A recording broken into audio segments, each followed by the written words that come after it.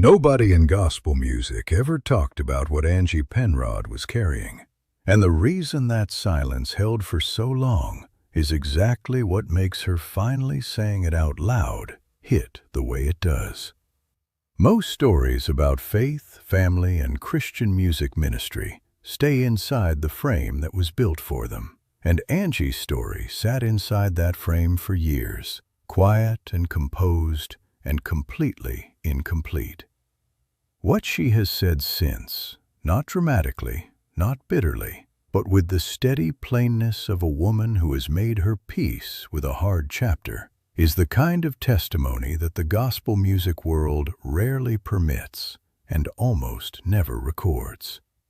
This is that account, told fully, and what it reveals about one of the most recognized voices in contemporary Christian music will stay with you longer than most things you'll hear today. Guy Penrod joined the Gaither vocal band in 1994, and the fit was immediate in a way that reshaped the group's entire sonic identity. His voice carried a range that operated by different rules than anyone else on that homecoming stage. Warm and enormous, and capable of filling an arena the way a good sermon fills a room, not by force, but by gravity. Born in Abilene, Texas, he brought something unadorned with him wherever he performed, an openness that fans of the Gaither Homecoming series recognized as the real thing and held on to across decades of recordings. When Guy sang, listeners didn't simply process the music. Something settled in the chest and stayed there. For the millions of people who discovered these homecoming videos through the 1990s and into the 2000s, his face and his voice and his easy talk about Angie and their children in Tennessee made him feel like someone sitting across a kitchen table rather than someone performing on a stage. That distinction between the family man who sang and the singer who happened to have a family turns out to be the axis around which this entire story turns. What the stage never showed was what that life actually required of the woman holding everything together at home. The Gaither Vocal Band, under Bill Gaither's direction, was not a regional act playing occasional weekend dates. This was one of the most active and widely distributed musical ministries in American Christian life, with the Homecoming series alone producing dozens of recordings and tapings filmed across multiple years, drawing crowds that filled arenas and sanctuaries from Nashville to the Holy Land. Beyond the Homecoming tapings came solo appearances, church engagements, extended tours, radio commitments, and the relentless behind-the-scenes machinery that never appears on any camera. Guy Penrod was, by every account, fully devoted to that work, and gospel music doesn't produce voices of his caliber without years of discipline and a sense of calling that becomes inseparable from the man himself. Angie understood that completely. She had married him knowing the shape of the life ahead, and her faith was not a performance. It ran deep and it held. But understanding something and living inside it are two different experiences entirely. By the time Guy had spent several years with the Gaither Vocal Band, the Penrod household held 8 children, being raised inside a calendar structured entirely around someone else's recording and touring schedule.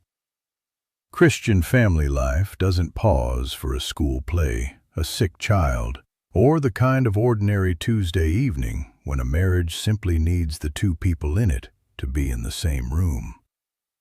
The distance between the man on the homecoming stage and the man at the dinner table in Tennessee began measuring in more than miles, and the arithmetic of that reality is something anyone who has loved a pastor, a missionary, a doctor, or a serviceman knows from the inside without needing it explained. Angie has spoken about those years in the careful way that honest people tell difficult stories, piece by piece, in moments caught on camera, at events where she spoke more candidly than the gospel music world usually expects.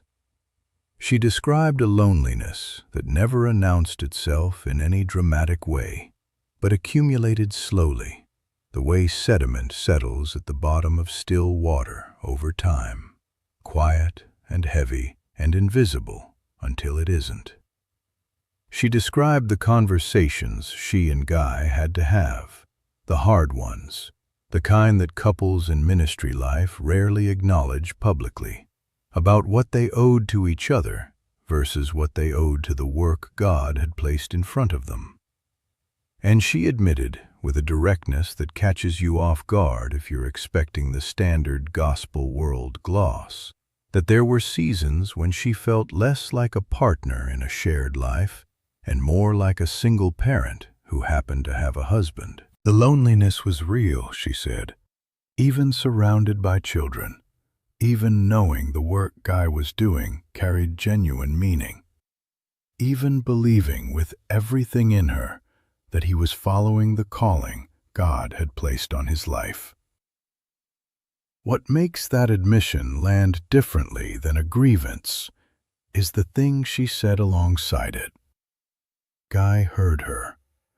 Not the polite hearing of someone absorbing words they've been told before and learned to acknowledge without acting on, but the kind of hearing that happens when something finally breaks through whatever insulation a person has built around the part of themselves that already knows the truth.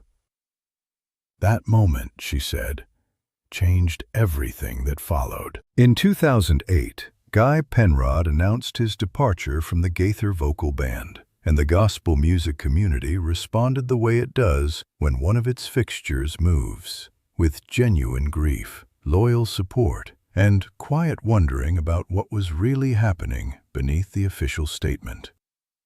The official statement read cleanly: family, home, children growing up faster than expected, a father who no longer wanted to miss it. All of that was true, but Angie's account of what actually drove that decision reveals something with more layers than a straightforward pivot toward home life. When Guy told her that no concert, no homecoming recording, no platform in Christian music was worth the price she had been paying in silence, that the home they had built and the 8 lives they were raising and the marriage they had made before God were the ministry, and everything else existed in service of them, she cried. And the crying surprised her, because she hadn't understood until that moment how long she had been waiting for someone to say exactly that to her. That's the confession that stops people when they hear it. Not because it pulls back a curtain on anything shameful, but because it is nakedly and honestly real in a way that gospel music rarely permits itself to be. The world surrounding these artists, and the fans who have followed them for decades, carries a complicated relationship with honest talk about marriage. Artists who populate those homecoming stages operate under a standard of holiness that can make genuine human struggle read as failure. Admitting that a marriage was hard, that the costs of ministry get carried by people who never asked for them, isn't the kind of testimony that tends to make it into the catalog. Angie said it anyway, and in saying it, she offered something to every woman who has sat in a church pew or watched a homecoming video and felt the quiet distance between the life she was living and the one she had imagined. The response from people who have heard her speak about it has been steady. Women of this generation who built their lives around faith and family, and who were rarely given permission to say out loud that it was sometimes harder than anyone acknowledged, have written and called and walked up to Angie after events with tears already on their faces. Not because her story is sad, because it's true. And in the homecoming world, truth that costs something to tell carries the weight of testimony. Guy himself is not deflected from this chapter or smoothed its edges to protect his image. In interviews following his departure from the vocal band, he spoke candidly about the reckoning he had to do with himself and with a calling he had to relearn how to hold without letting it consume everything around it.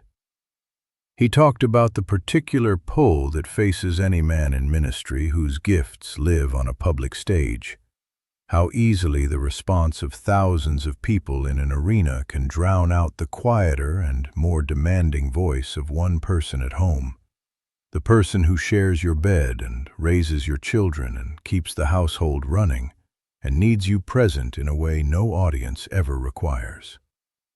That pull is real, he said, and he didn't resist it as early as he should have. That kind of honesty from someone who held as visible a place in Christian music as Guy Penrod is not something this world produces often, and it deserves to be heard clearly. Bill Gaither, who has spent his entire adult life watching gifted people come to and leave the platform he built, responded to Guy's departure in a way that stayed with the people who heard it. He said it plainly, without decoration, the way Bill Gaither says most things. Guy Penrod was not running from anything, and the choice he made was one Bill respected without qualification, because ministry begins at home. That framing matters. It wasn't offered as consolation or as spin. It came from a man who has spent 6 decades telling the truth in public and who understood exactly what Guy was choosing and why. What none of this changes is the music. Every note Guy sang on those homecoming stages carries the same weight it always did. Every performance of Redeemed, every moment that voice filled an auditorium or settled into a car on a long, familiar drive. None of it is diminished by knowing what was happening at home during those years. Knowing it adds something to the listening, because the man behind the voice was also a man learning, slowly and at real cost to the people he loved, what putting first things first actually looks like when you're living it rather than singing about it. Gospel music talks constantly about testimony, about standing up and saying, "Here is what I was, and here is what God did with it." Guy Penrod has delivered that testimony in song hundreds of times across his career.